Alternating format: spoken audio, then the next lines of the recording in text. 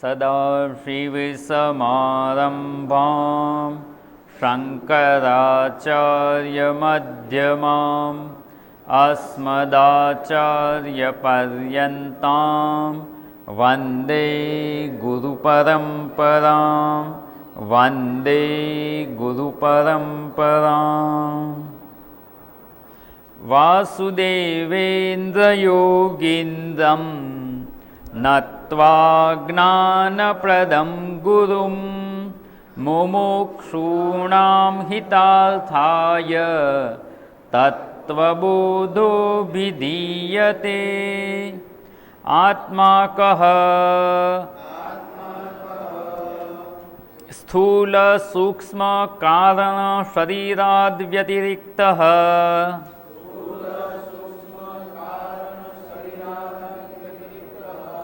પંચકોશાતીતઃ સન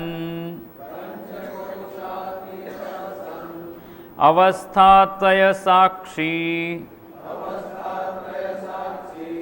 સચ્ચિદાનંદ સ્વરૂપઃ સન યસ્તિષ્ઠતિ સ આત્મા અવસ્થાત્રયં કિમ જાગ્રત સ્વપ્ન સુષુપ્ત્યવસ્થાઃ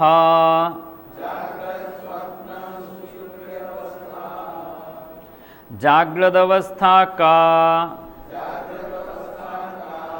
શ્રોત્રાદિ જ્ઞાનેન્દ્રિયૈઃ શબ્દાદિ વિષયૈશ્ચ જ્ઞાયતે ઇતિ યા સા જાગ્રદવસ્થા સ્થૂલ શરીરાભિમાની આત્મા વિશ્વ ઇતિ ઉચ્યતે.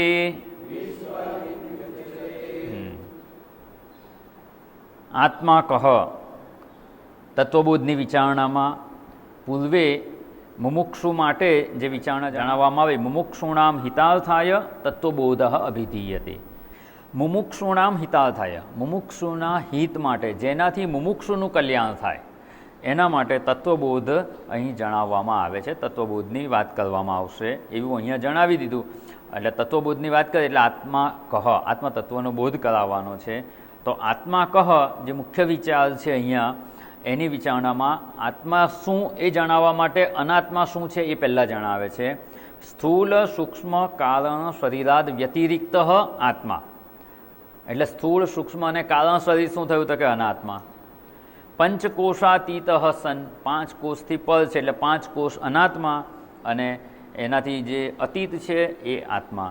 અને અવસ્થાત્રય સાક્ષી, 3 અવસ્થાનો સાક્ષી એ આત્મા છે, તો 3 અવસ્થા અનાત્મા. એટલે 3 વિભાગમાં અહીંયા આપણે વિચારણા જોઈ હતી કે શરીરત્રય એનાથી ભિન્ન છે. એટલે શરીરત્રય પહેલું ગ્રુપ, 3 શરીર એમાં આવી ગયા, એ પહેલું ગ્રુપ એ અનાત્મા.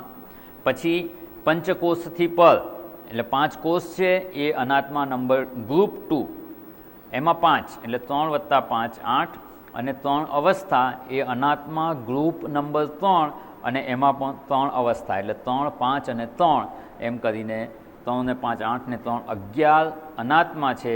એ 11 અનાત્માની વિચારણા જણાવી અને એનાથી જે ભિન્ન છે એ હું છું, એ આત્મા છે. આત્મા છે અર્થાત કે હું છું, એવી રીતે અહીંયા તત્વનો બોધ કરાવવામાં આવે છે. અને આખો ગ્રંથ આનો જ વિસ્તાર છે. તેમાં આપણે સ્થૂળ શરીર, સૂક્ષ્મ શરીર અને કારણ શરીર એની આપણે વિચારણા જોઈ ગયા. એ 3 શરીરનું કારણ શું છે, એમાંથી ઉત્પન્ન થયું છે, એનું કાર્ય શું છે, એના વિકાર શું છે, એના અંગો કયા કયા છે, આ બધી વિસ્તારપૂર્વક વિચારણા કરી અને આ બધાથી હું ભિન્ન છું એ વિચાર આપણે કરવાનો એ જોઈ ગયા. ત્યારબાદ જે અવસ્થાત્રય સાક્ષી એવું કહ્યું તો કે 3 અવસ્થા કઈ કઈ એની આપણે વિચારણા કરતા હતા. એટલે અનાત્મા ગ્રુપ નંબર 2 એમાં 3 અવસ્થા. તો 3 અવસ્થા કઈ છે તો કે જાગ્રત, સ્વપ્ન અને સુષુપ્તિ, આ 3 અવસ્થા છે. આ અવસ્થાની પ્રાપ્તિ કેવી રીતે થાય છે તો ક્રમથી થાય. એટલે ચક્રમ કહેવાય. ચ એટલે અને, આના પછી આ, આના પછી આ. ચક્રમ હોય કે અક્રમ હોય, ચથી ક્રમ થતો હોય, આ પછી આ પછી આ, અથવા અક્રમ, કોઈ ક્રમ ના હોય. જાગ્રતમાંથી સુષુપ્તિમાં જઈએ પછી વચ્ચે સ્વપ્ન આવે જ એવું જરૂરી નથી. સુષુપ્તિમાંથી સ્વપ્ન આવે જ અને પછી જ જાગ્રતમાં આવીએ એવું પણ જરૂરી નથી. સુષુપ્તિમાંથી સીધા પણ જાગી જઈએ, સુષુપ્તિમાંથી સ્વપ્ન અવસ્થા પણ આવે, સ્વપ્નમાંથી પાછા સુષુપ્તિમાં પણ જવાય અને ક્યારેક સ્વપ્નમાંથી જાગી પણ જઈએ. એટલે આમાં કોઈ ક્રમ નિશ્ચિત નથી. એ પ્રકારે આ અવસ્થાની પ્રાપ્તિ થતી હોય છે. હવે એની વિશેષ વિચારણા જણાવે છે. એમાં પહેલી અવસ્થા છે જાગ્રત અવસ્થા કા. જાગ્રત, સ્વપ્ન અને સુષુપ્તિ, આની વિચારણાનો આપણે પ્રારંભ કર્યો હતો કે જાગ્રત અવસ્થા એટલે શું. આમ તો એવું લાગે આપણે જાગતા જ હોય છે ને આખો દિવસ, જે વિચાર કરીએ છીએ ક્યારે કરીએ છીએ, આપણે જીવન જીવીએ છીએ કઈ અવસ્થામાં વધારે સમય છે? જાગ્રત અવસ્થા. જાગ્રત અવસ્થા તો ખબર જ છે, તો એમાં વિશેષ વિચારણાની શું આવશ્યકતા છે? પણ શાસ્ત્રને ખબર છે કે આની જો સ્પષ્ટ વિચારણા નહીં હોય ને તો જે સમજાવવું છે કે જાગ્રત અવસ્થાના સાક્ષી આપણે છીએ એ સમજાવશે નહીં. એટલે એને સ્પષ્ટ કરીને સમજાવે છે. ભલે ખબર હોય તો પાકું થાય, ના ખબર હોય તો સમજાઈ જાય. એટલે શાસ્ત્ર દરેક વસ્તુની સ્પષ્ટ વ્યાખ્યા કરે છે. અને એમાં આપણે જોયું હતું શ્રોત્રાદિ જ્ઞાનેન્દ્રિયૈ શબ્દાદિ વિષયૈ ચ, અહીંયા છે શ્રોત્રાદિ જ્ઞાનેન્દ્રિયૈ શબ્દાદિ વિષયૈ ચ જ્ઞાયતે ઇતિ યા સા જાગ્રત અવસ્થા. એ આ જાગ્રત અવસ્થા છે. અને અહીંયા એની આપણે વિચારણા જોઈ હતી કે આ જે ત્રણ અવસ્થામાં પહેલી અવસ્થા છે જાગ્રત અવસ્થા, જાગ્રતમાં છીએ એવું ક્યારે કહેવાય? તો કે જ્યારે શ્રોત્ર વગેરે, આદિ એટલે વગેરે કહી શકાય, અથવા શ્રોત્ર જેના પ્રારંભમાં છે એવી પાંચે પાંચ જ્ઞાનેન્દ્રિયો, શ્રોત્રેન્દ્રિય, સ્પર્શેન્દ્રિય, ચક્ષુઇન્દ્રિય, રસનાઇન્દ્રિય, ઘ્રાણેન્દ્રિય, પાંચ જ્ઞાનેન્દ્રિયો છે. એના પાંચ વિષયો છે. એટલે શબ્દ આદિ, એમાં પણ આદિ કહી દીધું. શબ્દ વગેરે પાંચ વિષય કહીએ તો પણ ચાલે. આદિ એટલે વગેરેના અર્થમાં પણ વપરાય છે. અને આદિ અર્થાત કે પ્રારંભમાં, શબ્દ જેના પ્રારંભમાં છે. કારણ કે પાંચ વિષયનું વર્ણન કરીએ ને તો જે પ્રમાણે ઉત્પત્તિ થઈ છે આકાશ વગેરે ભૂતમાંથી, એ પ્રમાણે એને ક્રમમાં જોઈએ તો શબ્દ, સ્પર્શ, રૂપ, રસ અને ગંધ, આ પાંચ વિષયો. એમાં સૌથી પહેલું કયું છે? શબ્દ. એટલે શબ્દથી પ્રારંભ કરી અને પાંચ વિષયો, અથવા શબ્દ વગેરે પાંચ વિષયો એવું કહીએ તો પણ ચાલે. એટલે ઉપલક્ષણ રૂપે એક જ્ઞાનેન્દ્રિયની વાત કરી અને એના વિષયની વાત જણાવી. અને આદિ કહી અને બધી જ જ્ઞાનેન્દ્રિયો, પાંચે પાંચ જ્ઞાનેન્દ્રિયો અને એના પાંચે પાંચ વિષયો જ્ઞાનેન્દ્રિયો વડે, જ્ઞાનેન્દ્રિયૈ, શ્રોત્ર આદિ જ્ઞાનેન્દ્રિયૈ, શબ્દ આદિ વિષયૈ ચ, બંનેમાં તૃતીયા વિભક્તિ છે. એટલે જ્ઞાનેન્દ્રિયોથી શબ્દ વગેરેનો ભોગ થવો અને ભોગ થવા દ્વારા, જ્ઞાનેન્દ્રિયો દ્વારા એના વિષયોનો ભોગ થવા દ્વારા, ભોગ થાય ને એના દ્વારા યા જ્ઞાયતે, યા અહીંયા આગળ લઈ લેવાનું, યા જ્ઞાયતે, યા અવસ્થા, જે અવસ્થા આના દ્વારા જાણી શકાય છે. કઈ અવસ્થા જણાય છે? તો એને અહીંયા જાગ્રત અવસ્થા કહેવામાં આવે છે. એટલે જાગ્રત અવસ્થા છે, આપણે જાગ્રત અવસ્થામાં છીએ એ ક્યારે સમજાય?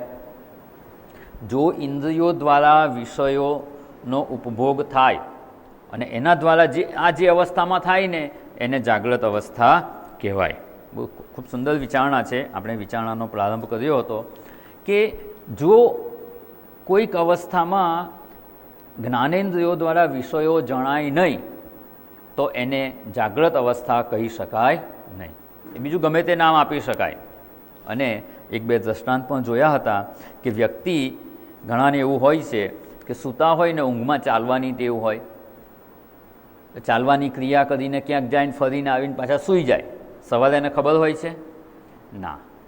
ચાલતી વખતે કોઈ જ્ઞાનેન્દ્રિય દ્વારા કોઈ પણ વિષયનું ગ્રહણ થયું હોતું નથી. અને એક બીજું પણ દ્રષ્ટાંત જોયું હતું કે ઊંઘમાં ઊભા થાય, ફ્રીજ ખોલે, અંદરથી ગુલાબજાંબુ ખાય અને પાછા આવીને સૂઈ જાય. આ ઊંઘમાં થઈ ગયું. તો આ ઊંઘમાં પ્રક્રિયા થઈ અને ખાધું તો શું એને જાગ્રત અવસ્થા કહેવાય ખરી? ખાધું એ વાત સાચી, પણ એને સવારે ખબર જ નથી. જ્ઞાનેન્દ્રિય દ્વારા એના વિષયનો ભોગ થવો એટલે શું? એ વિષયોનું જ્ઞાન થવું, અથવા બીજા શબ્દોમાં કહીએ તો એનો અનુભવ થવો. એને ગુલાબજાંબુ ખાધા પણ એને અનુભવ નથી. એ વખતે અનુભવ કરનાર મન લય પામી ગયેલું છે એ વખતે સજાગતાથી એણે એ ખાવાનો પ્રયત્ન કર્યો નથી, એટલે એ અનુભવ એને નથી ને તો એને જાગ્રત અવસ્થા ન કહેવાય. અન્ય વ્યક્તિ જોતી હોય એને તો લાગે તો આ ઉઠીને ખાધું, અને એને જાગ્રત અવસ્થા કેમ ના કહેવાય? તો કે એને જાગ્રત અવસ્થા એટલા માટે ન કહેવાય કારણ કે એમાં જ્ઞાનેન્દ્રિયો દ્વારા વિષયોનો ભોગ નથી થયો. જ્ઞાનેન્દ્રિયો દ્વારા વિષયોનો ભોગ થાય અર્થાત કે એનો અનુભવ થાય, એનો અનુભવ થાય તો જ એને જાગ્રત અવસ્થા કહેવાય, નહીં તો જાગ્રત અવસ્થા કહી શકાય નહીં. અર્થાત કે એના વિષયોનું એને જ્ઞાન થવું જોઈએ, અનુભવ થવો જોઈએ. અનુભવ ના થાય તો એને એ જાગ્રત અવસ્થા કહી શકાય નહીં. એટલે અહીંયા તો આટલે સુધીની આપણે વિચારણા જોઈ હતી. ઊંઘમાં કે મૂર્છામાં કંઈ પણ જો ક્રિયા થતી હોય ને તો એ જાગ્રત અવસ્થા કહી શકાય નહીં. અને અહીંયા પછી છેલ્લે જે આપણે જોતા હતા કે આમાં કેટલી વસ્તુ ઇન્વોલ્વ છે. જાગ્રત અવસ્થા કહીએ એનું જે છેલ્લું દ્રષ્ટાંત લીધું હતું કે આપણે એક વ્યક્તિ જાય છે, રસ્તામાં જોયું કે આંબાવાડી છે, આંબાના ઝાડ છે, એક આંબાનું ઝાડ એમણે જોયું, એના ઉપરથી એક સરસ પાકી કેરી હતી એ પડી, એ પડતા પણ એમણે જોયું. આ થયું શું? હવે જ્ઞાનેન્દ્રિય દ્વારા, ચક્ષુ ઇન્દ્રિય દ્વારા એનો વિષય રૂપ કે રંગ જે કહીએ એ દ્રશ્ય જોયું, કેરી ઉપરથી નીચે પડી. હવે આના પછી શું થયું? આના ઉપર મન વિચાર કરે છે, એની પાછળ મન પણ હોવું જ જોઈએ. કેરી પડતા જોઈ એટલે મનમાં વિચાર આવે છે કે આ મનમાં પ્રતિક્રિયા પણ ઉત્પન્ન થાય. આ બધું જાગ્રત અવસ્થામાં સંભવે છે, સુષુપ્તિ કે સ્વપ્ન અવસ્થામાં આ થતું નથી. એટલે જાગ્રત અવસ્થા કોને કહેવાય? તો આ જ્ઞાનેન્દ્રિય દ્વારા એના વિષયનું ગ્રહણ થયું એટલે મનમાં વિચાર આવ્યો કે આ પાકી કેરી છે, મારે આ કેરી ખાવી છે. આ મનમાં વિચાર ઉત્પન્ન થયો પછી એટલે પ્રતિક્રિયા થશે. પ્રતિક્રિયામાં શું થશે? મન છે પગને કહેશે કે પેલી કેરી પડી છે ત્યાં જવાનું, પગ ચાલીને ત્યાં જશે. આ કઈ ક્રિયા થઈ? પગ દ્વારા ચાલવાની ક્રિયા થઈ. એ શું થયું? પગ કઈ ઇન્દ્રિય છે? કર્મેન્દ્રિય છે. પાદેન્દ્રિય એ કર્મેન્દ્રિયમાં આવે છે. એટલે મન પછી કર્મેન્દ્રિયને કહેશે. કર્મેન્દ્રિય દ્વારા એનું કાર્ય થયું, ત્યાં જઈ કેરી લીધી અને ખાધી. એટલે આમ જ્ઞાનેન્દ્રિય દ્વારા એના વિષયનું ગ્રહણ થાય ત્યારે મનમાં એનો જે અનુભવ થયો એ અનુભવ થવાથી મનમાં પ્રતિક્રિયા થાય, અને પ્રતિક્રિયા થઈ અને કર્મેન્દ્રિય દ્વારા એ ક્રિયા અભિવ્યક્ત પણ થાય. આ બધી પ્રક્રિયા થાય છે એને જાગ્રત અવસ્થા કહેવામાં આવે છે. એટલે વિષયો સાથેનું ઇન્ટરેક્શન અને ઇન્ટરેક્શન બેઝડ રિએક્શન, જે કંઈ ઇન્ટરેક્શન થયું એનાથી રિએક્શન પણ આવ્યું. કેરી પડતા જોઈ એનું જ્ઞાન થયું અને એ પ્રાપ્ત કરવા માટે ક્રિયા પણ થઈ. આખી પ્રક્રિયા જે થાય છે એને અહીંયા જાગ્રત અવસ્થામાં થયેલી ક્રિયા કહેવામાં આવે છે. હવે એક આગળ વસ્તુ વિચારણા કરવાની, જે પૂર્વે જે દ્રષ્ટાંત જોયું કે ઊંઘમાં માણસ ઊભો થઈ અને ચાલીને જાય છે અને પાછો આવીને સૂઈ જાય છે, પણ એને જાગ્રત અવસ્થા નથી કહેતા. અથવા ઊંઘમાંથી ઉઠી ફ્રીજ ખોલી એમાંથી ગુલાબજાંબુ ખાઈ લીધા અને પાછા સૂઈ ગયા, સવારે એને ખબર જ નથી કે રાત્રે એણે આ ખાધું છે, આ ક્રિયા થઈ છે, કે આ વિષયનો ભોગ થયો છે, તો એને જાગ્રત અવસ્થા કહેતા નથી. અને આ જે ચાલતા ચાલતા આંબા પરથી કેરી પડતા જોઈ અને એ ખાવાની ઈચ્છા થઈ, કર્મેન્દ્રિય દ્વારા કર્મ કરે છે અને કેરી પ્રાપ્ત કરીને ખાધી, આને આપણે જાગ્રત અવસ્થા કહીએ છીએ. તો આ બેમાં ફેર શું? જો જાગ્રત અવસ્થા કહીએ છીએ તો આપણા મનમાં સ્પષ્ટતા હોવી જોઈએ કે આટલી વસ્તુ તો હોવી જ જોઈએ, તો જ એને જાગ્રત અવસ્થા કહેવાય. અને પેલું જે પહેલાં દ્રષ્ટાંત જોયું એ જાગ્રત અવસ્થા નથી, એ પણ આ વિચારણાથી સ્પષ્ટ થવું જોઈએ. તો આ બંનેમાં ફેર એટલો જ છે કે જાગ્રત અવસ્થામાં જે આ કેરી પડતા જોઈ અને આખી જે ક્રિયા થઈને એમાં દરેકની પાછળ હું છે, હું હાજર છે, સજાગ રૂપે હું હાજર છે. મેં ચક્ષુ ઇન્દ્રિયની પાછળ રહી અને આ કેરી પડતા જોઈ, ચક્ષુ ઇન્દ્રિય દ્વારા એના વિષયોનું ગ્રહણ થયું તો ત્યાં પણ હું છું. મન વિચાર કરે છે એ પણ એની પાછળ હું છું, તો જ મન વિચાર કરી શકે. પછી મન જ્યારે કર્મેન્દ્રિય દ્વારા જે કહે ને કે ત્યાં જવું છે એવો વિચાર આવે, કર્મેન્દ્રિય ત્યાં જાય તો કર્મેન્દ્રિયની પાછળ પણ હું છે. જ્યારે ઊંઘમાં કે બેહોશીમાં કોઈ એવી ક્રિયા થતી હોય ત્યાં હાજર હું આવી રીતે નથી કે હું આ ક્રિયા કરું છું, એ ભાવ નથી. તો તેને જાગ્રત અવસ્થા કહેતા નથી. એટલે આમાં કેટલી વસ્તુ ઇન્વોલ્વ છે. એક તો જ્ઞાનેન્દ્રિયો દ્વારા એના વિષયોનું ગ્રહણ થવું. જ્ઞાનેન્દ્રિય ક્યારે કાર્ય કરી શકે? હા, જાગ્રત અવસ્થામાં તો કરી જ શકે, પણ જ્ઞાનેન્દ્રિય જો એનું ગોલક યોગ્ય હોય તો જ એ કાર્ય કરી શકે. જ્ઞાનેન્દ્રિય છે, શ્રવણેન્દ્રિય છે, એને કંઈ નથી થતું, પણ ધારો કે આ ઇન્સ્ટ્રુમેન્ટ છે, કાનમાં કંઈક મેલ ભરાઈ ગયો કે પડદામાં કંઈક ખામી આવી ગઈ તો એ એનું ગોલક કહેવાય, અને ગોલકમાં ખામી આવી જાય તો પણ એના વિષયનું યોગ્ય ગ્રહણ થતું નથી. ચક્ષુ ઇન્દ્રિય છે, પણ એનું ગોલક છે એમાં જો કંઈક ખામી આવી ગઈ, મોતિયો આવી ગયો, જામરનું પાણી ભરાઈ ગયું, કંઈક પણ થયું કે ચશ્માના નંબર વધી ગયા અને એ પોતાના વિષયને બરાબર ગ્રહણ ન કરી શકે, તો ચક્ષુ ઇન્દ્રિય તો છે પણ ગોલક યોગ્ય નથી તો પણ આપણે એના વિષયને ગ્રહણ કરી શકતા નથી. તો અહીંયા એક તો વિષયોનું ગ્રહણ જ્ઞાનેન્દ્રિય દ્વારા થાય, એના વિષયનું જ્ઞાન થાય, એમાં ઇન્દ્રિયો તો હોવી જ જોઈએ, સાથે સાથે એનું ગોલક પણ યોગ્ય હોવું જોઈએ, એમાં પણ કોઈ ખામી ન હોવી જોઈએ.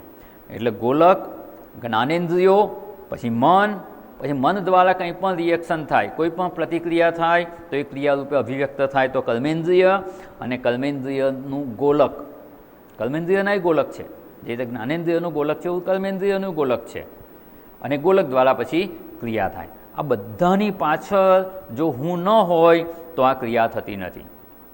અહીંયા હુંનું હોવું અર્થાત કે એની સાથે તાદાત્મ્ય હોવું, એની સાથે તાદાત્મ્ય હોય તો જ આ બધી પ્રક્રિયા સંભવે છે, અને તાદાત્મ્ય જાગ્રત અવસ્થામાં હોય છે તો એટલે એને અહીંયા જાગ્રત અવસ્થા કહેવામાં આવે છે. આ બધી પ્રક્રિયા થાય છે અને આ બધા સાથે તાદાત્મ્ય છે તો જાગ્રત અવસ્થા, અને તાદાત્મ્ય નથી તો જાગ્રત અવસ્થા કહી શકાય નહીં. સત્સંગમાં બેઠા છીએ, અહીંથી શબ્દો બોલાય છે, શ્રવણેન્દ્રિય દ્વારા શબ્દોનું શ્રવણ થાય છે, પણ આપણું તાદાત્મ્ય એ વખતે જો શ્રવણેન્દ્રિય સાથે ન હોય અને કોઈક બીજા વિચારોમાં મન હોય, શ્રવણેન્દ્રિયની પાછળ આપણે નથી, અર્થાત શ્રવણેન્દ્રિય સાથે તાદાત્મ્ય નથી, તો શબ્દો બોલાય, શ્રવણેન્દ્રિયના ગોલક દ્વારા શ્રવણ થાય, છતાં એનો ભોગ થયો છે કે એનો અનુભવ થયો છે એવું કહેવાય નહીં. અને વ્યવહારમાં ઘણીવાર જોતા હોઈએ છીએ, આપણે કોઈને કહીએ તો આપણને એવું લાગે કે એને સાંભળ્યું છે, પણ પછી કલાક પછી એ કામ થયું જ ના હોય, કહીએ ને કે મેં તો તને કહ્યું હતું, તો કે મારું તો ધ્યાન જ નહોતું. સામે જ છે, 5 જ ફૂટ દૂર ઊભા છે, પણ મન બીજા વિચારોમાં હોય તો કહેલું ગ્રહણ થતું નથી. કેમ નથી થતું? એ વખતે એની પાછળ હું નથી, અર્થાત કે એને હું રૂપે આપણે ગ્રહણ નથી કરતા. બીજા શબ્દોમાં કહીએ, શાસ્ત્રના શબ્દોમાં કહીએ તો એ વખતે શ્રવણેન્દ્રિય સાથે તાદાત્મ્ય નથી. એટલે આ જે જાગ્રત અવસ્થા ક્યારે સંભવે, ક્યારે કહી શકાય કે જાગ્રત અવસ્થા છે, તો કે આ બધા સાથે તાદાત્મ્ય થયેલું હોય, એના ગોલક સાથે, કર્મેન્દ્રિયના ગોલક સાથે. જે કે શ્રવણેન્દ્રિયનો સાથે તાદાત્મ્ય ન હોય તો શબ્દોનું ગ્રહણ થતું નથી. એવી રીતે પેલું કેરી પડતા જોઈ, ગોલક પણ યોગ્ય હોવું જોઈએ. ગોલક, ઇન્દ્રિયો, એની પાછળ મન, પછી કર્મેન્દ્રિયો અને કર્મેન્દ્રિયોનું ગોલક. જવાની ઈચ્છા તો કરી, ચાલીને જવું છે, પણ પગમાં સામર્થ્ય ના હોય તો, પગ યોગ્ય ના હોય તો, પાદેન્દ્રિય છે પણ લકવા કે પોલિયોની અસર હોય અને પગમાં ચાલવાનું સામર્થ્ય, ગોલક યોગ્ય ના હોય તો ચાલીને જઈ શકાય નહીં. એટલે ઇન્દ્રિયો અને ગોલક પણ એ પણ યોગ્ય હોવા જોઈએ અને એની સાથે તાદાત્મ્ય હોવું જોઈએ, તો એને જાગ્રત અવસ્થા કહેવામાં આવે છે. એટલે ફરી જો સાર રૂપે જોઈએ તો એવું કહી શકાય, જાગ્રત અવસ્થા એટલે શું? પહેલાં ઇન્દ્રિયોના ગોલક, ઇન્દ્રિય, મન, પછી મનમાં જે રિએક્શન આવે, જે કંઈ પ્રતિક્રિયા થાય, અને પ્રતિક્રિયા જ્યારે અભિવ્યક્ત થાય કર્મરૂપે તો કર્મેન્દ્રિય અને કર્મેન્દ્રિયના ગોલક, આટલામાં તાદાત્મ્ય હોય તો જ એને આપણે જાગ્રત અવસ્થા કહી શકાય. આટલામાંથી એકેયમાં તાદાત્મ્ય ન હોય, મન ના હોય, એટલે મનની સાથે તાદાત્મ્ય ના હોય, મન બીજે ક્યાંક હોય, પેલું કે ને એબસન્ટ માઇન્ડેડ. એબસન્ટ માઇન્ડેડ એટલે શું? મન નથી એવું, મન એબસન્ટ છે.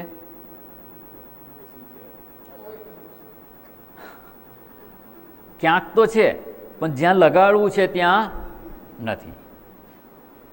ક્યાંય ખોવાઈ ગયું એટલે શું? ક્યાંક બીજે છે, જ્યાં હોવું જોઈએ ત્યાં નથી. એટલે શાસ્ત્રમાં ખૂબ સરસ શબ્દ છે, અન્યત્ર મનાહા. એનું મન જ્યાં હોવું જોઈએ ત્યાં નથી, અન્યત્ર ક્યાંય પણ છે, એ ગમે ત્યાં હોઈ શકે. એટલે અન્યત્ર મનાહા કહેવામાં આવે છે. અને અન્યત્ર મનાહા હોય તો જ્યારે જ્યાં હોય એ ક્રિયામાં એ સંલગ્ન નથી. એટલે જાગ્રત અવસ્થાની ખૂબ સુંદર વિચારણા છે. પહેલાં તો એમ જ લાગે આપણને જાગ્રત અવસ્થા તો આપણને ખબર જ છે ને, જાગીએ જ છીએ ને. જાગ્રત અવસ્થા એટલે શું અને આ શેના માટે વિચારણા કરવાની છે? આ જાગ્રત અવસ્થા અને એનો અભિમાની હું નથી, હું એનાથી ભિન્ન છું.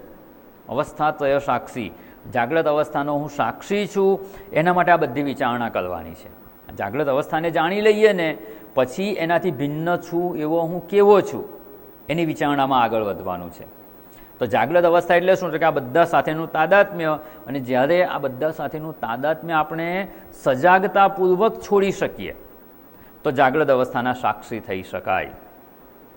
જાગ્રત અવસ્થાના સાક્ષી થવું છે એમને નિધિધ્યાસન કર્યા કરીએ, ચોપડી વાંચી લઈએ ને કંઈ ચોપડીના શબ્દો ગોખી લઈએ ને ગોખેલા શબ્દો વર્ષો સુધી બોલતા રહીએ ને પણ એની અસર આપણા જીવનમાં જણાતી નથી.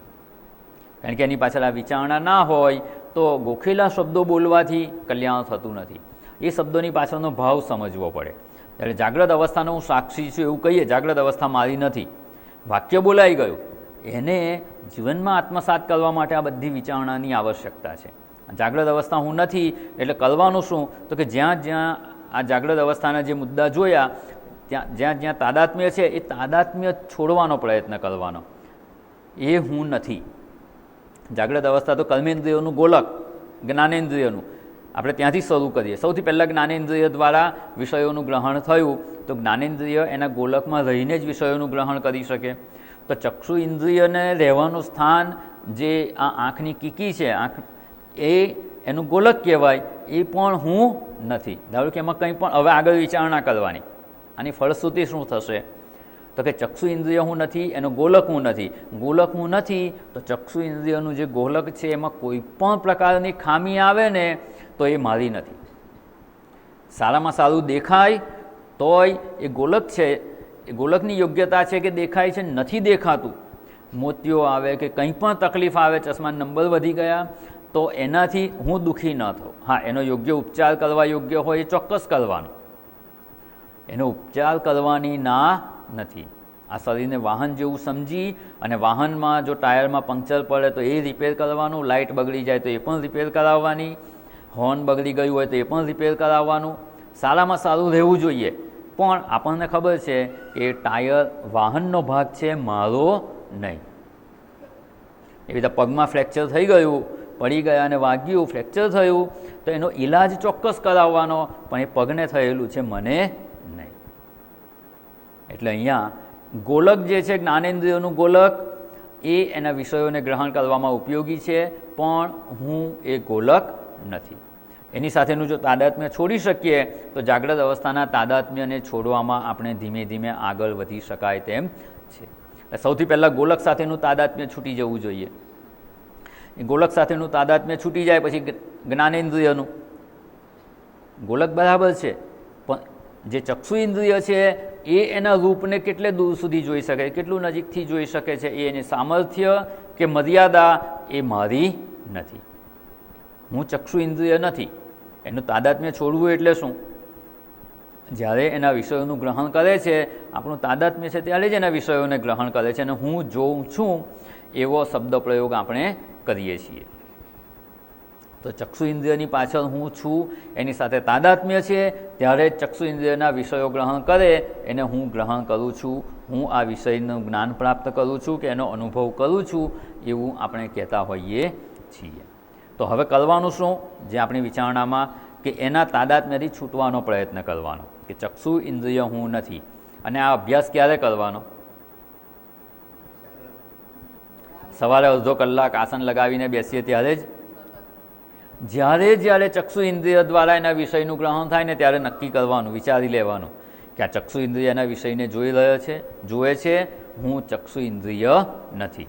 ચક્ષુ ઇન્દ્રિય કે કોઈ પણ જ્ઞાનેન્દ્રિય પોતાના વિષયને ગ્રહણ કરે ને એ સમયે આ વિચારણા કરવાની. એટલે આ વેદાંત વિચાર ક્યારે ક્યારે કરવાનો? સતત આ વિચાર હોવો જોઈએ. અને જેટલો અભ્યાસ આપણે સજાગતાપૂર્વક કરીશું ને એટલા એના તાદાત્મ્યથી આપણે છૂટી શકીશું. એના માટે આ વિચારણા કરવાની. વિષયનું ગ્રહણ નહીં થાય એવું નથી, વિષયોનું ગ્રહણ થશે, યોગ્ય વ્યવહાર પણ થશે, પણ આટલી સમજ આપણે સ્પષ્ટ કરતા જવાની. શ્રવણેન્દ્રિય દ્વારા કંઈ અવાજ સંભળાયો તો અવાજ સંભળાશે, એનું જ્ઞાન પણ થશે, શેનો અવાજ છે, મોરનો ટહુકો છે કે કાગડાનો અવાજ છે, આ બધું ગ્રહણ થશે. જે શબ્દ શ્રવણ થયો એને યોગ્ય પ્રતિક્રિયા પણ થશે. પણ એ વખતે આપણે સજાગતાપૂર્વક વિચાર કરવાનો કે ઇન્દ્રિયો દ્વારા એના વિષયોનું ગ્રહણ થયું એ હું નથી. એટલે ગોલક, પછી જ્ઞાનેન્દ્રિય, પછી એની પાછળ રહેલું મન. હું મનથી પણ ભિન્ન છું. મન પણ આમાં આવી ગયું ને. મન સાથે તાદાત્મ્ય હશે તો જ એના વિષયોનું જ્ઞાનનું ગ્રહણ થશે. હું મન પણ નથી. જ્યારે મન એના વિશે વિચાર કરે, એનું જ્ઞાન પ્રાપ્ત કરે ને ત્યારે પણ આપણી સમજ તો સ્પષ્ટ હોવી જોઈએ કે હું મન નથી. તો મન સાથેનું તાદાત્મ્ય છૂટી ગયું. હવે મન કંઈક રિએક્શન કરે, કંઈક પ્રતિક્રિયા કરે, કંઈક સાંભળ્યું તો આ વસ્તુ સારી છે કે આ વસ્તુ ખરાબ છે, આ આનો અવાજ છે કે આ આનો અવાજ છે, આ મને બરાબર સંભળાય છે, આ બરાબર સંભળાતું નથી. એવી રીતે 5 ઇન્દ્રિયોને સમજી લેવાનું. કોઈપણ ઇન્દ્રિયના વિષયનું જ્ઞાન થયું તો મન એની પ્રતિક્રિયા કરશે, અને એ પ્રતિક્રિયા પછી જે કર્મેન્દ્રિયો દ્વારા એનું જ્ઞાન જે થાય, કર્મેન્દ્રિયો દ્વારા જ્ઞાન નહીં, કર્મેન્દ્રિયો દ્વારા જે પ્રતિક્રિયા થાય, કંઈક કર્મ થાય, તો એ કર્મેન્દ્રિય જો એ કર્મ કરે ને ત્યારે કર્મેન્દ્રિયોના કર્મ થતા હોય ત્યારે પણ આ વિચાર આપણો સ્પષ્ટ હોવો જોઈએ કે એ કર્મેન્દ્રિયો સાથે તાદાત્મ્ય કરનાર હું નથી, એનાથી હું ભિન્ન છું. કર્મેન્દ્રિયના ગોલકથી પણ હું ભિન્ન છું. એ હું નથી.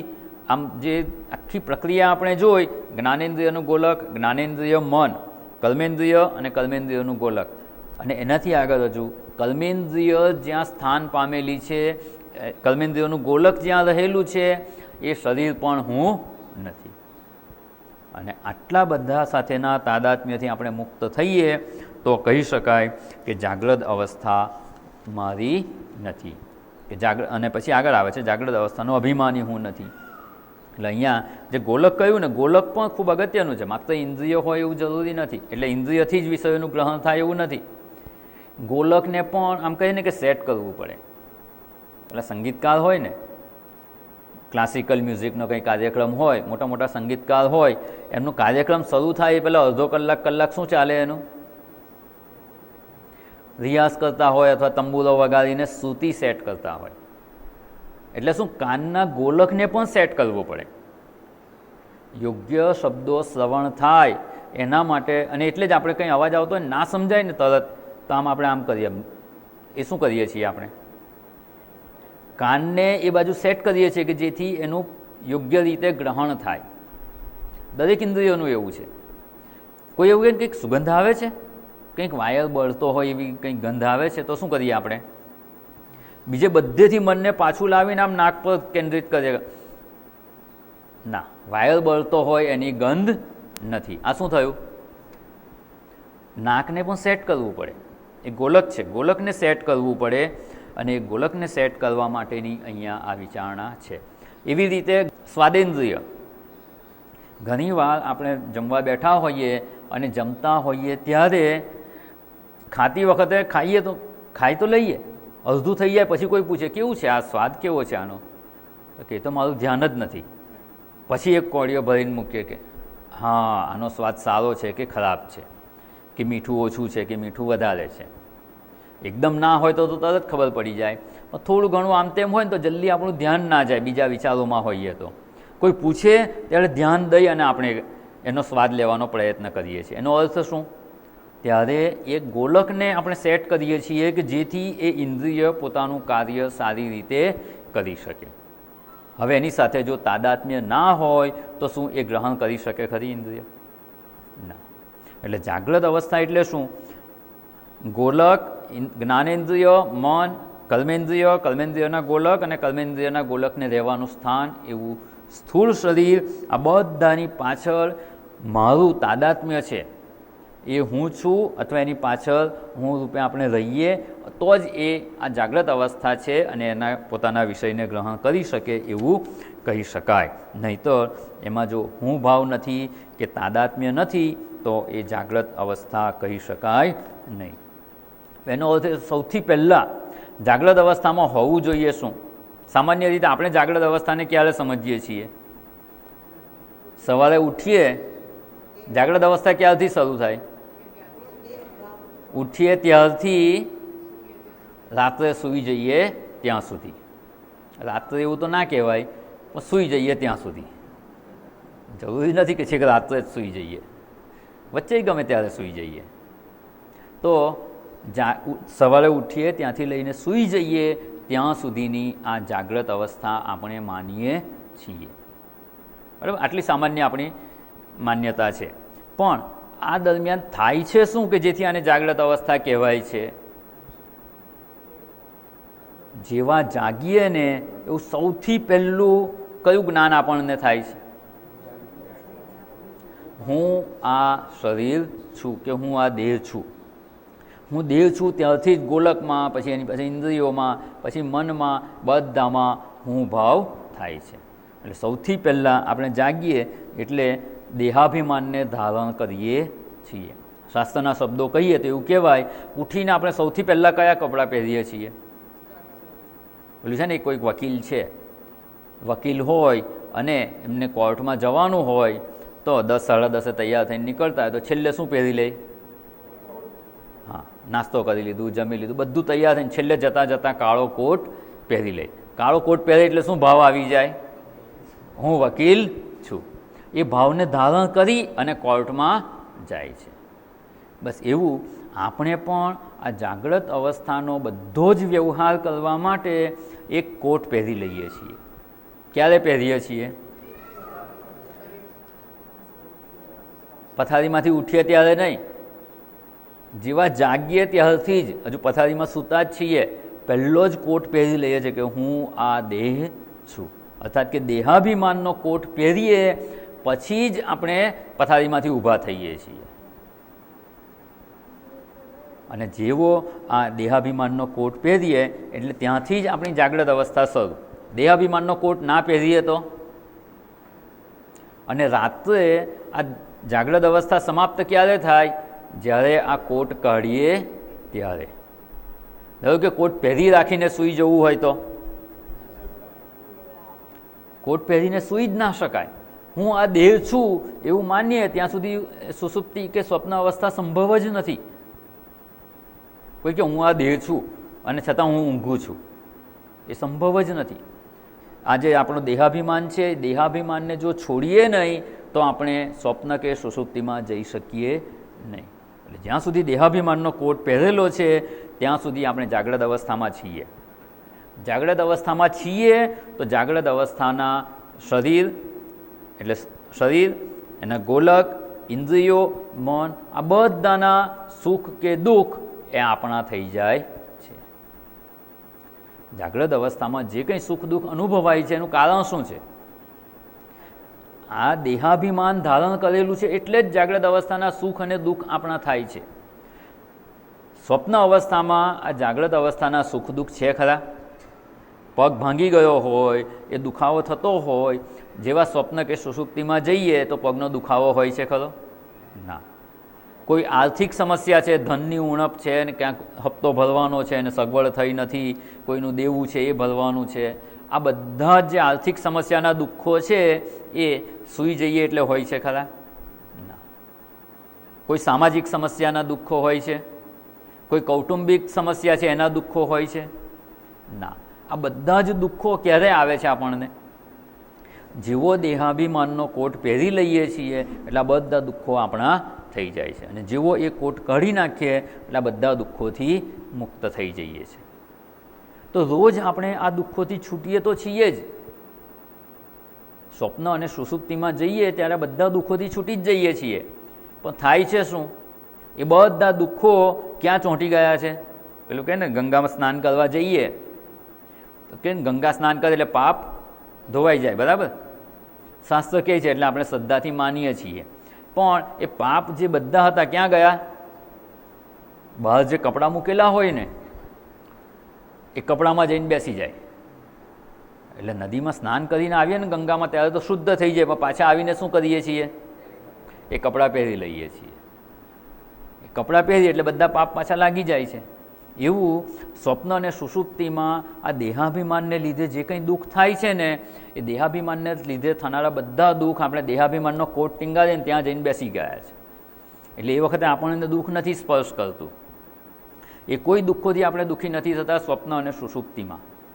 પણ જેવા સવારે ઉઠી અને એ કોટ પહેરી લઈએ એટલે બધા દુઃખો આપણને લાગુ પડી જાય છે. હવે થોડોક વિચાર કરી જુઓ કે જાગ્રત અવસ્થામાં પણ જો આ તાદાત્મ્યને આપણે કોઈક પ્રકારે છોડી શકીએ, સ્વપ્ન અને સુષુપ્તિમાં તો છૂટી જ જાય છે, પણ જાગ્રત અવસ્થામાં ધારો કે વિચારણાપૂર્વક આપણે એને છોડી શકીએ તો આ દુઃખોથી છૂટી જવાય કે નહીં? દેહાભિમાન છે તો જ દુઃખો છે, અને જો સમજપૂર્વક આપણે દેહાભિમાનને છોડી શકીએ, શાસ્ત્ર જે વિચારણા જણાવે છે એ પ્રમાણે વિચારણા કરી અને જો દેહાભિમાનથી આપણે મુક્ત થઈ શકીએ તો અત્યારે જ આપણે આ બધા દુઃખોથી છૂટી શકીએ.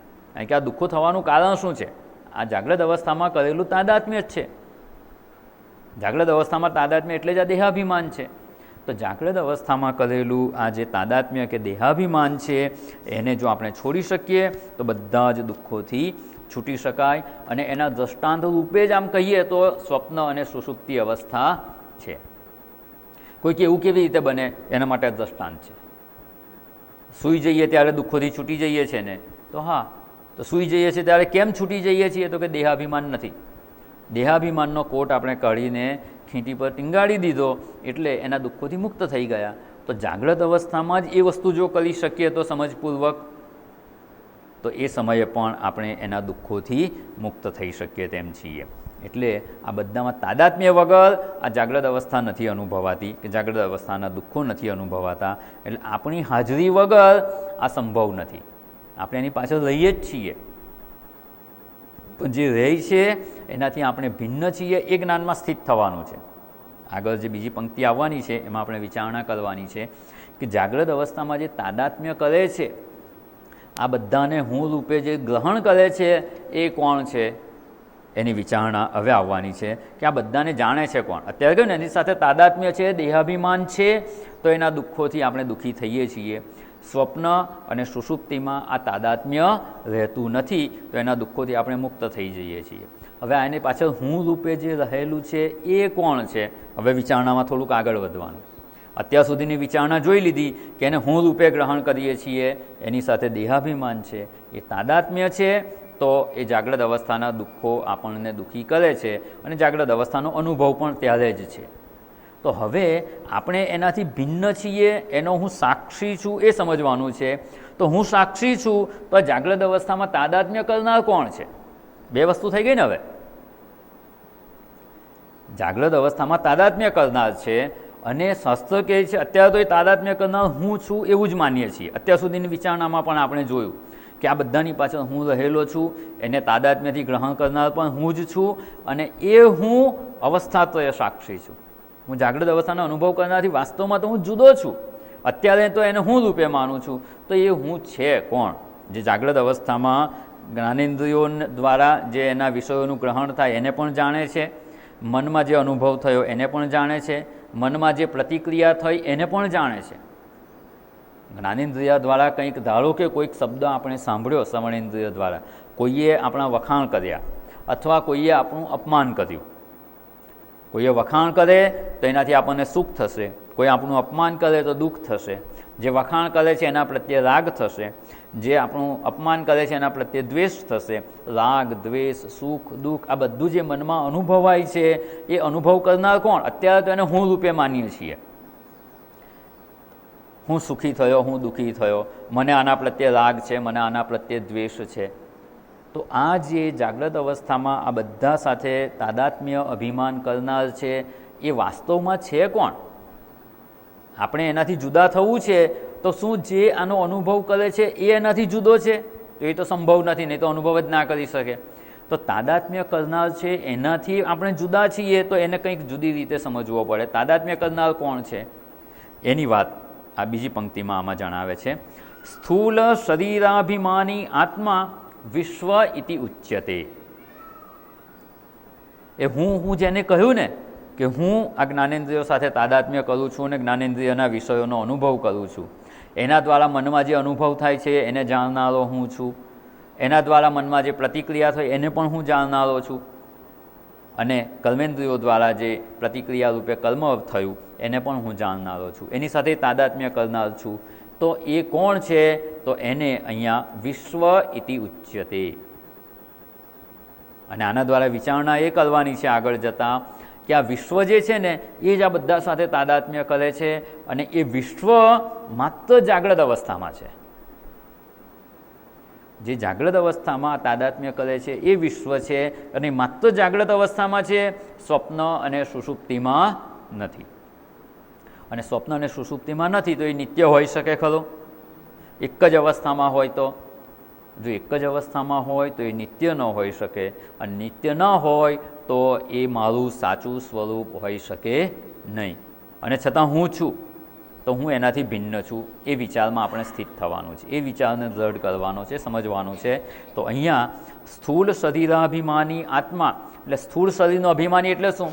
સ્થૂળ શરીરની જે જાગ્રત અવસ્થા છે એ જાગ્રત અવસ્થામાં જેટલી વસ્તુ સાથે તાદાત્મ્ય થાય છે એ બધા સાથે તાદાત્મ્ય કરનાર જે છે, અને જેને હું તરીકે આપણે સંબોધન કરીએ છીએ, એનું એક નામ અહીંયા શાસ્ત્ર આપે છે. નામ ના કહેવાય, એને સર્વનામ કહેવાય. વ્યક્તિએ આપણું નામ જુદું જુદું છે. કોઈ રમેશ છે ને કોઈ પરેશ છે ને કોઈ મહેશ છે, આ નામ છે. પણ આ બધાનું એક સર્વનામ કહેવું હોય ને, બધામાં દરેકની અંદર જાગ્રત અવસ્થામાં હુંનું અભિમાન કરનાર, હું રૂપે અભિમાન કરનાર જે છે એને શાસ્ત્ર વિશ્વ કહે છે. તમારી અંદર એ વિશ્વ છે, એની અંદર પણ વિશ્વ છે, અન્ય વ્યક્તિ છે એની અંદર પણ વિશ્વ છે. જે જાગ્રત અવસ્થામાં એના સ્થૂળ શરીર સાથે તાદાત્મ્ય કરનાર છે એને વિશ્વ કહેવામાં આવે છે. પછી વ્યવહાર કરવા માટે અન્ય વ્યક્તિ ભલે એને બીજા નામથી બોલાવે, આપણે કોઈકની સાથે વ્યવહાર કરતા હોય તો સંબોધન તરીકે અન્ય નામથી બોલાવીએ, પણ મારા માટે જાગ્રત અવસ્થાનું અભિમાન કરનાર જે છે એ વિશ્વ છે. તમારી અંદર રહીને પણ જે જાગ્રત અવસ્થાનું અભિમાન કરે છે તે વિશ્વ છે. એ સર્વનામ છે. સર્વનામ એટલે બધામાં એ નામથી જણાય છે, પણ એ વિશ્વ માત્ર જાગ્રત અવસ્થામાં જ છે. આ એની મર્યાદા છે. આ વિચારણા કરી અને આપણે એનાથી ભિન્ન છીએ એવું સમજવાનું છે. અથવા બીજા શબ્દોમાં કહીએ તો આ વિશ્વથી જે ભિન્ન સતચિત આનંદ સ્વરૂપ છે ને એ હું છું, એમાં આપણે આત્મબુદ્ધિ કરવાની છે. વિશ્વને લગતા જે કોઈ વિચારો આવે ને જાગ્રત અવસ્થામાં, આ બધાનું અભિમાન કરતાં કરતાં જે વિચારણા મનમાં આવે ને એનાથી હું ભિન્ન છું, એ વિચારણામાં સ્થિત થવાનું છે. એટલે અહીંયા તાદાત્મ્ય કરનાર કોણ છે? તો કે એ વિશ્વ છે. શાસ્ત્ર એને વિશ્વ કહે છે. અને જાગ્રત અવસ્થામાં તાદાત્મ્ય કરે છે એવું જ્યારે કહી દીધું એટલે એક વાત સ્પષ્ટ થઈ ગઈ કે સ્વપ્ન અને સુષુપ્તિમાં એ નથી. સ્વપ્ન અને સુષુપ્તિમાં જે છે એ કોઈક બીજું છે. એટલે અહીંયા સ્વપ્ન સુષુપ્તિમાં વિશ્વ નથી, સુષુપ્તિમાં પણ વિશ્વ નથી. એટલે માત્ર, અને એને લીધે થાય છે શું? વિશ્વ હોય, વિશ્વ એટલે વ્યષ્ટિ લેવલ પર જે કંઈ જણાય છે ને બધું જાણનાર, આખા વિશ્વને જાણે. પણ કોના વિશ્વને જાણે? એક વ્યક્તિના વિશ્વને જાણે છે.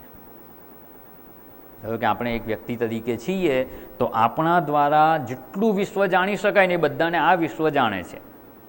જે હું એક વ્યક્તિ દ્વારા જાણી શકાય એટલું બધું જાણે છે. એટલે આટલું આપણું વિશ્વ કેટલું છે? જેટલાને જાણીએ એટલું જ આપણું વિશ્વ છે. આ પૃથ્વી ઉપર કે આ બ્રહ્માંડમાં જે વસ્તુને આપણે જાણતા જ નથી, જેનો વિચાર નથી કરી શકતા, એવું કંઈ જગત આપણા માટે તો છે જ નહીં. આપણું જગત કેટલું મર્યાદિત છે, અને એને જાણે છે એટલે એનું નામ વિશ્વ કહી દીધું. આપણી પાંચે પાંચ જ્ઞાનેન્દ્રિયો દ્વારા પાંચે પાંચ વિષયો રૂપે જે કંઈ જણાય છે એ આ વિશ્વ જાણે છે. આપણી કર્મેન્દ્રિયો દ્વારા જે કંઈ કર્મો થાય છે એ બધાને જાણે છે. એટલે એટલું આપણું વિશ્વ છે. એને જાણનાર હોવાથી આને વિશ્વ કહેવામાં આવે છે.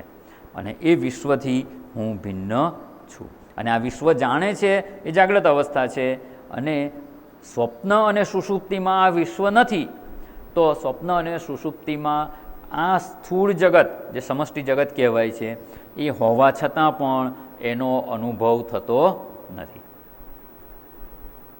આ જગત હાજર છે, જે સ્થૂળ જગત છે એ તો હાજર છે, પણ આપણા માટે એ હાજર હોય છે ખરું જો સ્વપ્ન કે સુષુપ્તિમાં હોઈએ તો?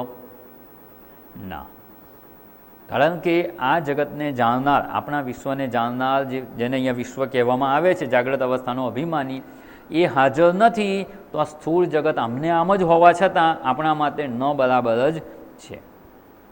કોઈક વ્યક્તિ સૂઈ ગયા છે અને બાજુમાં જ રસોડું છે અને સરસ ભજીયા તળાતા હોય, પણ એ વખતે એનો વિશ્વ જો હાજર ના હોય તો એને ભજીયાની સુગંધ આવે ખરી?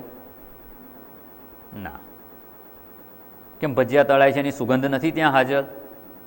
એની સુગંધ હાજર છે, ગોલક સુધી પહોંચે પણ છે, પણ ગોલકમાં અભિમાન નથી, એ ઘ્રાણેન્દ્રિયમાં અભિમાન નથી, ત્યાં મન હાજર નથી, એટલે ત્યાં જાગ્રત અવસ્થાનો અનુભવ હોતો નથી. એટલે બહુ સ્પષ્ટ સમજી લેવાનું કે જ્યારે આ વિશ્વ નથી તો જાગ્રત જગતનો અનુભવ જ સંભવ નથી, જાગ્રત અવસ્થાનો અનુભવ જ સંભવ નથી. એટલે જે કંઈ વિષયો હાજર હોવા છતાં ગોલક સુધી પહોંચે છે, પણ ગોલકમાં અભિમાન ન હોવાથી ગ્રહણ થતા નથી. શ્રવણેન્દ્રિયની પાછળ આપણે ના હોઈએ, એની સાથે તાદાત્મ્ય ન હોય તો ગમે તેટલા શબ્દોનું ઉચ્ચારણ થાય, એનું ગ્રહણ થતું નથી. એટલે વિશ્વ છે, સ્થૂળ વસ્તુઓ સાથે આ તાદાત્મ્ય છે તો જ એનું ગ્રહણ થાય છે, અને વિશ્વ નથી, વિશ્વ જો ગેરહાજર છે તો જાગ્રત અવસ્થાનો અનુભવ જ થતો નથી. અને એ વાત અહીંયા ખૂબ સુંદર રીતે આપણે સમજવાનો પ્રયત્ન કર્યો. અને ધારો કે આ દ્રષ્ટાંત લીધું, શ્રવણેન્દ્રિય સાથે તાદાત્મ્ય છે તો જ શબ્દોનું ગ્રહણ થાય છે. એટલે આ ઘણા લોકો એવું કહે ને કે હું તો સૂઈ ગયો તો મને સ્વપ્નમાં ઉપદેશ મળી ગયો, સ્વપ્નમાં મને જ્ઞાન થઈ ગયું, અમારા ગુરુએ મને સ્વપ્નમાં જ્ઞાન આપી દીધું. આ સ્વપ્નમાં જ્ઞાન થાય ખરું? જાગતા વખતે પણ સત્સંગ હોલમાં બેઠા હોય અને જો મન બીજે જતું રહે તો પ્રત્યક્ષ હોવા છતાં નથી થતું, તો સ્વપ્નમાં કેવી રીતે સંભવે? ઘણા લોકો એવું કહેતા હોય છે, માતાજી એકવાર કહેતા હતા, ઘણા લોકો આવીને માતાજીને કહી જાય, મને તો જાણે સ્વપ્નમાં તમે મને આમ પ્રવચન કરતા હો ને એવું જ લાગે છે. તો સ્વપ્નમાં પ્રવચન સાંભળી લીધું, એનાથી જ્ઞાન થાય? ત્યાં વિશ્વ જ નથી તો એ કોઈ પ્રકારનું જ્ઞાન ગ્રહણ કરી શકે નહીં. એટલે સ્વપ્નમાં જ્ઞાન થઈ શકે નહીં કે ઉપદેશ પણ સંભવતો નથી.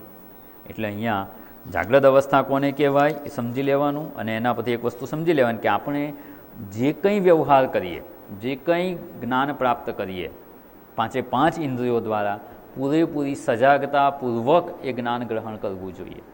જો સહેજ પણ મન આમ તેમ થયું ને તો એટલું છૂટી જ જશે. એક વાક્ય પૂરતો પણ જો આપણું મન બીજા વિચારમાં ગયું તો એ વાક્યનું ગ્રહણ થશે જ નહીં. અને ઘણીવાર વિદ્યાર્થી અધ્યયન કરતો હોય ને તો આ જ પ્રોબ્લેમ આવતો હોય છે. આખી શોર્ટ નોટ તૈયાર કરવાની હોય, 5 પેરેગ્રાફ હોય, આખું વાંચતો હોય, 2 પેરેગ્રાફ વાંચી લેજે અને 3જા પેરેગ્રાફમાં મન બીજે જતું રહ્યું, પછી પાછું 4થો અને 5મો પેરેગ્રાફ વાંચે તો એ 5 પેરેગ્રાફ એને એકસાથે યાદ આવે જ નહીં પરીક્ષામાં, કારણ કે વચ્ચે એક પેરેગ્રાફ વખતે મન હાજર હતું જ નહીં. અને એટલે શ્રવણ કેવી રીતે કરવાનું ને આપણે શિબિરમાં એની એક ટેકનિક જોઈ હતી. શિબિરમાં હાજર હશે ને ખ્યાલ હશે કે આપણે જ્યારે પણ સત્સંગ કરવા બેસીએ, શ્રવણ કરવા બેસીએ ત્યારે એટલું માની લેવાનું કે આપણે અને વક્તા, શ્રોતા અને વક્તા એક જ છે, એક જ શ્રોતા અને એક જ વક્તા છે, બીજું કોઈ છે જ નહીં. અને જ્યારે 1 to 1 હોય ત્યારે આપણું ધ્યાન બીજે જઈ શકે જ નહીં. વ્યવહારમાં કોઈ 2 જ વ્યક્તિ સામસામે ઊભા રહીને વાત કરતા હોય તો તમે બીજે ધ્યાન આપી શકો ખરા? અને એવું કરીએ ને તો સામેવાળાનું અપમાન કહેવાય. કોઈક બોલતું હોય ને આપણે બીજે ધ્યાન રાખીએ, બીજે જોયા કરીએ તો. અને 2 જ હોય, સામસામે વાત કરતા હોય 2 વ્યક્તિ, તો બીજે ધ્યાન જવાની સંભાવના બહુ જ ઓછી છે, એકાગ્રતા રહે. બસ એવી જ રીતે વક્તા બોલે છે અને સાંભળનાર હું એકલો જ છું, આ સમજપૂર્વક જો શ્રવણ કરવામાં આવે તો મન બીજે જાય જ નહીં. અને એવી એકાગ્રતાપૂર્વક જો શ્રવણ થયું હોય તો એ શ્રવણ આત્મસાત થઈ જ જાય. મન બીજે નથી ગયું તો શ્રવણ થયેલું આત્મસાત થઈ જાય, પણ આપણે થાય છે શું, વચ્ચે વચ્ચે થોડીક ક્ષણ માત્ર માટે, હું એવું નથી કહેતો કે લાંબા સમય માટે, ક્ષણ માત્ર માટે જો બીજો વિચાર આવી ગયો ને તો એ શબ્દો ત્યાંથી છૂટી ગયા સમજી લેવાનું. આ પેલું કહીએ ને કે ઓનલાઈન ડિલિવરી આજકાલ થતી હોય છે ને, ઓનલાઈન પરચેસ કરીએ અને પેલો કુરિયરવાળો આવીને આપણને આપી જાય. હવે કુરિયરવાળો આપવા આવે ને આપણું ઘર બંધ હોય તો શું થાય? એ વસ્તુ ડિલિવર કરે ના, એ પાછું લઈને જતો રહે, બીજે દિવસે પછી આવે, પણ એ વખતે તો પાછું લઈને જતો રહે. પોસ્ટમાં એટલું સારું હતું, આપણે હાજર હોઈએ કે ના હોઈએ કાગળ નાખીને જતો, જ્યારે આવીએ ત્યારે મળે, પણ કુરિયરમાં એવું નથી થતું. બસ અહીંયા પણ એવું જ છે. જે શબ્દો બોલાય, જો એ વખતે મન એની પાછળ ના હોય ને, મન ક્યાંક બીજે જતું રહ્યું ને, તો એ શબ્દો એનો અર્થ આપ્યા વગર, અર્થ ડિલિવર કર્યા વગર ગોલકમાં અથડાઈને પાછા જતા રહે છે. એના અર્થનું ગ્રહણ નથી થતું, અને અર્થનું ગ્રહણ ન થાય તો એ વસ્તુ આપણને આત્મસાત થતી નથી. તો અહીંયા કહ્યું છે એવું કહી શકાય કે એ જ્ઞાનેન્દ્રિય દ્વારા એના વિષયનું ગ્રહણ થતું નથી. એના વિષયનું ગ્રહણ કરવા માટે એની સાથેનું તાદાત્મ્ય હોવું અનિવાર્ય છે. એટલે આ બધી જ પ્રક્રિયા ફરી એકવાર જો જોઈ લઈએ તો એવું કહી શકાય, જ્ઞાનેન્દ્રિયોનું ગોલક, કે એના દ્વારા જ જ્ઞાનેન્દ્રિય એના વિષયને ગ્રહણ કરે છે. જ્ઞાનેન્દ્રિયોનું ગોલક, જ્ઞાનેન્દ્રિય, મન, મનના અનુભવો, મનની પ્રતિક્રિયા, અને મનની પ્રતિક્રિયા જે કર્મેન્દ્રિયો દ્વારા થાય એ કર્મેન્દ્રિય, અને કર્મેન્દ્રિયોનું ગોલક. આ બધા સાથે હું રૂપે જ્યાં સુધી આપણે તાદાત્મ્ય ન કરીએ ત્યાં સુધી આ જાગ્રત અવસ્થા કહેવાતી નથી. એને હું રૂપે ગ્રહણ કરીએ અર્થાત કે દેહાભિમાન ધારણ કરીએ ત્યારે જ આ જાગ્રત અવસ્થા હોય છે. અને એવી જાગ્રત અવસ્થાનો જે હું રૂપે તાદાત્મ્ય કરે છે ને એ કોણ છે? તો કે એ વિશ્વ છે.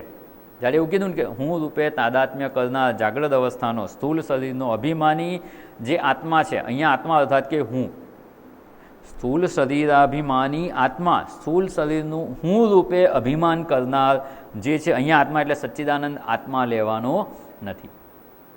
અહીંયા આત્મા એટલે શું? હું. આત્મા શબ્દ આપણા શાસ્ત્રોમાં અનેક જગ્યાએ આત્મા શબ્દ વપરાય છે. ઉદ્ધરેદ આત્માના આત્માનમ, આત્મા વડે આત્માનો ઉદ્ધાર કરો એટલે શું? એક આત્માથી બીજા આત્માનો ઉદ્ધાર કરવાનો. ત્યાં મન માટે વપરાય છે. શુદ્ધ મન દ્વારા અશુદ્ધ મનનો ઉદ્ધાર કરો. શરીર, ઇન્દ્રિયો, મન, બુદ્ધિ આ બધા માટે આત્મા શબ્દ વપરાય છે.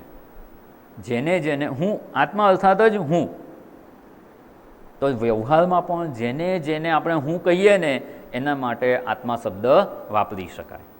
તો એકદમ અજ્ઞાની માણસ છે, શરીરને જ હું માને છે, તો શરીરને જ હું માને એના માટે આત્મા એટલે શરીર. શરીર માટે પણ હું શબ્દ વપરાય.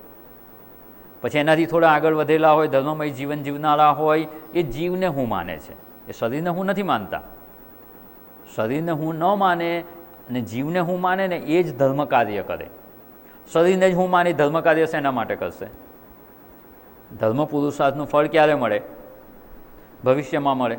કોઈ સત્કાર્ય કરીએ, કોઈની સેવા કરીએ, કંઈ પણ સત્કાર્ય કરેલું હોય એનું ફળ ભવિષ્યમાં મળવાનું હોય. અને ભવિષ્યમાં આ શરીરમાં હોઈએ ત્યારેય મળે અથવા આ શરીર છૂટી જાય પછી પણ મળે. તો આ શરીર જ હું હોઉં તો શરીર પછીની તો વિચારણા એનામાં હોય જ નહીં. શરીરને જ હું માનતા હોય તો શરીરના જન્મ સાથે મારો જન્મ, શરીરનું મૃત્યુ એટલે પતી ગયું. 4 વાગ જેવી વિચારણા હોય શરીરને જ હું માને તો. પણ હું શરીર નથી, હું જીવ છું. હું આ શરીર પૂર્વે પણ હતો, આ શરીરનો જન્મ થયો ત્યારે આ શરીરમાં આવું છું, આ શરીરમાં કર્મો કરું છું, કર્મોના ફળ ભોગવું છું. જે કર્મોના ફળ બાકી રહેશે એના માટે આ શરીર છૂટી જશે, પછી બીજા શરીરને પ્રાપ્ત કરવા આગળ પ્રયાણ કરીશ. એવું જે માને ને જીવમાં હું ભાવ છે એ જે આ શરીર દ્વારા થનારા જે સત્કાર્યો છે એ કરે છે. કારણ કે એને ખબર છે કે મને ભવિષ્યમાં મળશે, બીજા શરીરમાં જઈશ ત્યાં મને કર્મોના ફળ મળવાના છે. એટલે ધર્મનું આચરણ કરે છે અને અધર્માચરણથી બચે છે. એટલે જીવને હું માને. અને વ્યવહારમાં ઇન્દ્રિયોને હું માનીએ. હું ચાલુ છું તો પાદેન્દ્રિયને હું માનીએ. હું શ્રવણ કરું છું તો શ્રવણેન્દ્રિયને હું માનીએ. હું આ ગતિ કરનાર છું, જન્મ જન્માંતરમાં ગતિ કરનાર છું, તો હું પોતાને જીવ માનું છું. અને આ બધાથી મુક્ત જે સાક્ષી સ્વરૂપ છે, સતચિત આનંદ સ્વરૂપ છે, એ હું છું, એ જ્ઞાની એને હું માને છે. તો આ બધાને હું માનીએ છીએ તો બધાને આત્મા કહેવાય. અધિ આત્મની તિષ્ઠતી અધ્યાત્મ, એ જ અધ્યાત્મ વસ્તુ છે. જેને જેને હું કહીએ એ આત્મા છે. તો જેને જેને હું કહીએ આત્મા છે, તો અહીંયા શું? સ્થૂળ શરીરાભિમાની, સ્થૂળ શરીરનું અભિમાન કરનાર અને જાગ્રત અવસ્થાનો અભિમાની જે છે, જેને વ્યવહારમાં આપણે હું કહીએ છીએ, એને અહીંયા વિશ્વ કહેવામાં આવે છે. એના વિશ્વ સર્વનામ છે. હું જાગ્રત અવસ્થામાં જે કંઈ જાણું છું તો હું વિશ્વ છું, તમે જાણો છો તો તમે પણ વિશ્વ છો. આ સર્વનામ કહેવામાં આવે છે. એટલે એવો આ જે વિશ્વ છે એ જાગ્રત અવસ્થાનો અભિમાની છે, એટલું કહી દીધું. અર્થાત કે હું જાગ્રત અવસ્થા છોડીને સ્વપ્ન અવસ્થામાં જનાર છું, તો સ્વપ્ન અવસ્થામાં આ વિશ્વ હશે ખરો? નહીં હોય. સુષુપ્તિમાં હશે? નહીં હોય. અને આપણે છીએ કે નહીં? હું છું કે નહીં? તો કે હા, હું છું. જો હું જાગ્રત અવસ્થા છોડીને સ્વપ્નમાં જાઉં છું, સ્વપ્ન છોડીને સુષુપ્તિમાં જાઉં છું, પાછો જાગ્રતમાં આવું છું, અને આ ત્રણ અવસ્થાનો હું અનુભવ કરનાર છું, અને વિશ્વ માત્ર જાગ્રત અવસ્થાનો અનુભવ કરે છે, એટલે એ બંને ભિન્ન છે. અને ભિન્ન છે અર્થાત કે હું એનાથી ભિન્ન છું. ત્રણ અવસ્થામાં જનાર જે છે એ માત્ર એક અવસ્થામાં રહેનારથી ભિન્ન છે. એટલે વિશ્વથી હું ભિન્ન છું, એ આપણે અહીંયા સમજ પ્રાપ્ત કરવાની છે. એટલે જાગ્રત અવસ્થામાં જે સ્થૂળ શરીર વગેરે સાથે તાદાત્મ્ય કરી અને રહેનાર છે એ આ વિશ્વ છે, અને હું વિશ્વથી ભિન્ન છું. જાગ્રત અવસ્થાનો જે અભિમાની છે એનો પણ હું સાક્ષી, એટલે જાગ્રત અવસ્થા અને એનો અભિમાની છે એનો હું સાક્ષી છું. એને લીધે હવે થશે શું? જાગ્રત અવસ્થામાં જે કંઈ અનુભવ થાય છે ને એનાથી હું ભિન્ન છું. એ અનુભવ મને કોઈ પણ પ્રકારે દુઃખી કરી શકે તેમ નથી. એની થોડીક આપણે વિચારણા બાકી છે. આજનો સમય થઈ ગયો છે. પુનઃ કાલે મળીશું ત્યારે એની વિચારણામાં આગળ વધીશું કે જાગ્રત અવસ્થાનો અભિમાની વિશ્વ હું નથી, એનાથી આપણા જીવનમાં શું ફેર પડશે. આટલું તો સમજાઈ ગયું ને? જાગ્રત અવસ્થાનો અભિમાની હું નથી, એ વિશ્વ છે. જાગ્રત અવસ્થા મારી નથી, અને જાગ્રત અવસ્થામાં હું રૂપે વ્યવહાર કરનાર પણ વિશ્વ છે. હું એનાથી ભિન્ન છું. આખો દિવસ હવે પ્રયત્ન કરજો કે જાગ્રત અવસ્થામાં જે કંઈ છે, જે હું રૂપે વ્યવહાર કરે છે એ કોણ છે એને શોધવાનો પ્રયત્ન કરજો. અને એ જે છે ને એનાથી હું ભિન્ન છું. વાસ્તવમાં એને જ હું માની અને જીવન જીવીએ છીએ. અને જાગ્રત અવસ્થામાં જેને હું માનીએ છીએ એ તો સુખી દુઃખી થનાર છે, દેહાદી સાથે તાદાત્મ્ય કરનાર છે, અને એને જ હું માનીએ છીએ એટલે આપણે સુખી દુઃખી થઈએ છીએ. હવે એ કોણ છે એના પર થોડું ફોકસ કરશો તો સમજાઈ જશે કે એ વિશ્વ છે અને હું એનાથી ભિન્ન છું. તો એનાથી ભિન્ન જે છે એના તરફ આપણી દ્રષ્ટિ જશે, નહીં તો એના તરફ દ્રષ્ટિ જ નથી જતી. અને જાગ્રત અવસ્થાનો જે અભિમાની છે વિશ્વ, એને જ હું માની અને આપણે જીવન જીવી રહ્યા છીએ. તો અહીંયા આટલી થોડીક આપણે વિચારણા જોઈ. જે થોડીક વિચારણા બાકી છે એ આપણે કાલે પુનઃ મળીશું ત્યારે જોઈશું કે આ સમજથી આપણા જીવનમાં શું ફેર પડે છે. અને એ ફેર પડવો જ જોઈએ, તો જ આપણે આ સમજ પ્રાપ્ત કરી છે એવું કહેવાય.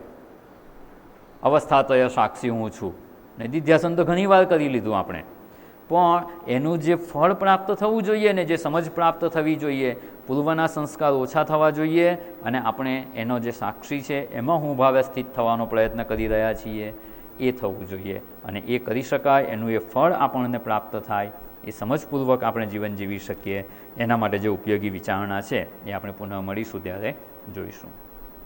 ઓમ પૂર્ણમદ પૂર્ણમિદં પૂર્ણાત પૂર્ણમુદચ્યતે પૂર્ણસ્ય પૂર્ણમાદાય પૂર્ણમેવાવશિષ્યતે. ઓમ શાંતિ શાંતિ શાંતિ. હરિ ઓમ. શ્રી ગુરુભ્યો નમઃ. હરિ ઓમ.